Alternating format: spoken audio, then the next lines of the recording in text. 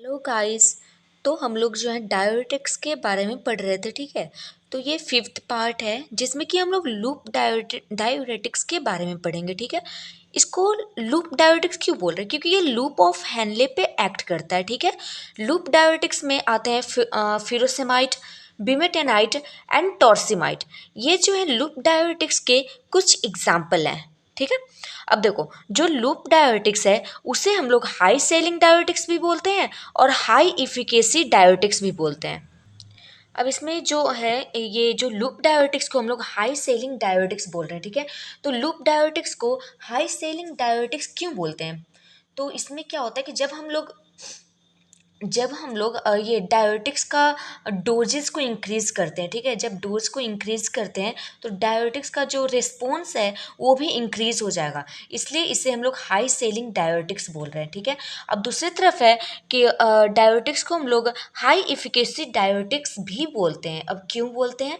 तो इसमें क्या होता है कि जितने भी डायोटिक्स हैं, हमने डायोटिक्स को 3 पार्ट में डिवाइड किया था, हाई इफिकेसी, मॉडरेट और वीक है। तो जितने भी डायोटिक्स हैं, सारे डायोटिक्स में ये लूप डायोटिक्स ही है जिसका पावर सबसे ज़्यादा है, जो कि मतलब ये बहुत अच्छे से काम करता है और सारे डायोटिक्स एजेंट में से हाईएस्ट है, ठीक है।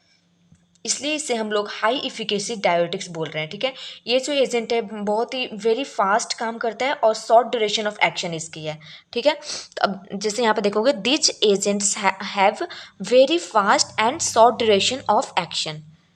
लूप डायोटिक्स को हम लोग हाई सेलिंग डायोटिक्स भी बोलते हैं और हाई इफिकेसी डायोटिक्स भी बोलते हैं, ठीक है। लूप डायोटिक्स से have very fast and short duration of action, okay. देखो, अब इसमें हम लोग देखते हैं कैसे काम करता है, ठीक है। जो लूप डायोटिक्स जिसमें फ्रोसामाइड आता है, ये जो लूप डायोटिक्स ड्रग हैं, ये जो है सर्कुलेशन में जाते हैं। देन सर्कुलेशन में जाने के बाद प्लाज्मा प्रोटीन से बाइंड हो जाते हैं, जिसकी वजह से प्लाज्मा प्रोटीन का साइज ज़्यादा होता है, ठीक है, जिसकी वजह से वो ग्लोमेरुलस को पास नहीं कर पाएंगे, ठीक है। जो लूप डायोटिक्स ड्रग्स हैं, on reaching the circulation get bound to plasma protein and cannot pass through the glomerulus, okay।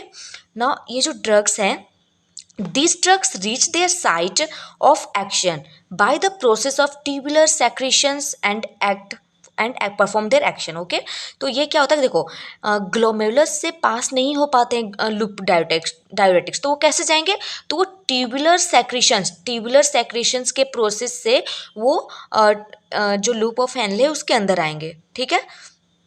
अब देखो, जब ये ट्यूबुलर सेक्रेशंस के थ्रू वो अंदर आ गए अपने साइट ऑफ एक्शन जहाँ पे उन्हें करना है उस ड्रग को, वहाँ पे अपने साइट ऑफ एक्शन के जगह वो पहुँच गए, तो क्या करेंगे, वो जो सोडियम पोटेशियम और क्लोरीन क्लोरीन की जो को ट्रांसपोर्ट है उसको इनहिबिट कर देंगे, ठीक है। सोडियम पोटेशियम टू क्लोरीन को ट्रांसपोर्ट को इनहिबिट कर देंगे, जिसकी वजह से NaCl की रीएब्जॉर्प्शन नहीं हो पाएगी। NaCl की रीएब्जॉर्प्शन नहीं होगी तो NaCl जो है यूरिन के थ्रू जो है बाहर की तरफ निकल जाएंगे, ठीक है। तो इसमें हमने देखा कि जो लूप डायोटिक्स ड्रग है, जब हम लोग लूप डायोटिक्स को लेते हैं तो ये क्या होता है, सर्कुलेशन में जाता है। सर्कुलेशन में जाने के बाद प्लाज्मा प्रोटीन के साथ बाइंड कर जाएगा, जिसके वजह से प्लाज्मा प्रोटीन की साइज बड़ी है, जिसकी वजह से वो फिल्टर नहीं हो पाएगी, तो ग्लोमेरुलस को पार नहीं कर पाएगा। देन ये जो ड्रग्स है वो ग्लोमेरुलस को तो पार नहीं कर पाए, लेकिन साइट ऑफ एक्शन तक पहुंचेंगे by the process of tubular secretion. Then वो एक्शन परफॉर्म करेंगे, ठीक है। अब वो एक्शन ये होगा कि वो जो है सोडियम पोटेशियम और क्लोरीन को ट्रांसपोर्ट को इनहिबिट कर देंगे, जिसकी वजह से NaCl की रीएब्जॉर्प्शन कम हो गई। NaCl की रीएब्जॉर्प्शन कम होगी तो NaCl जो यूरिन के थ्रू बॉडी से बाहर चला जाएगा, ठीक है। इसमें क्या होता है कि जो लूप डायोटिक्स की वजह से क्या होगा कि excretion of calcium and magnesium भी बढ़ जाएगा, ठीक है। यहाँ पे NaCl की एक्सक्रीशन तो बढ़ ही रही है, साथ में कैल्शियम एंड मैग्नीशियम की एक्सक्रीशन भी बढ़ जाएगी। जब कैल्शियम एंड मैग्नीशियम की एक्सक्रीशन बढ़ेगी तो उसमें हमारे ब्लड में कैल्शियम और मैग्नीशियम की कमी हो जाएगी, ठीक है। हाइपोकैल्सीमिया हो जाएगा और मैग्नीशियमिया हो जाएगा, ठीक है। अब इसका इंडिकेशन देखते हैं कि कहाँ कहाँ लूप डायोटिक्स का यूज हम लोग कहाँ कहाँ कर सकते हैं, ठीक है।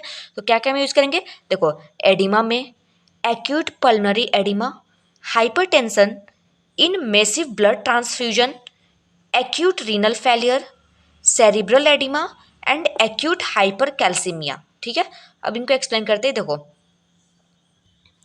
देखो एडिमा में जैसा कि हम लोग जानते हैं एडिमा में हमारे बॉडी में फ्लूइड का एक्यूमुलेशन हो जाता है, ठीक है। जब फ्लूइड का एक्यूमुलेशन हमारे बॉडी में हो रहा है तो उससे हमें कम करना है, तो कम करने के लिए हम लोग डायोटिक्स देंगे, जिसकी वजह से जो फ्लूइड एक्यूमुलेट हो रखी है हमारे बॉडी में वो यूरिन के थ्रू बाहर चला जाएगा, ठीक है। एक्यूट पल्मोनरी एडिमा वही है, लंग्स में एडिमा हो जाना, ठीक है।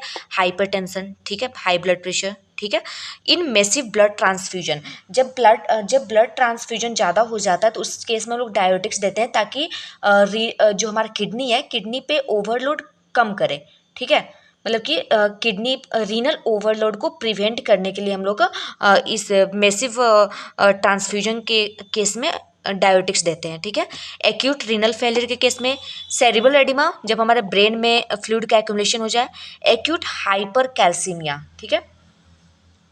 अब देखो यहाँ पे है सेरिब्रल एडिमा, जहाँ पे कि ब्रेन में फ्लूइड का एक्यूमुलेशन रहा, जिसकी वजह से क्या हुआ, इंट्राक्रैनियल प्रेशर बढ़ जाएगा, तो इंट्राक्रैनियल प्रेशर को कम करने के लिए हम लोग लूप डायोटिक्स देंगे, ठीक है।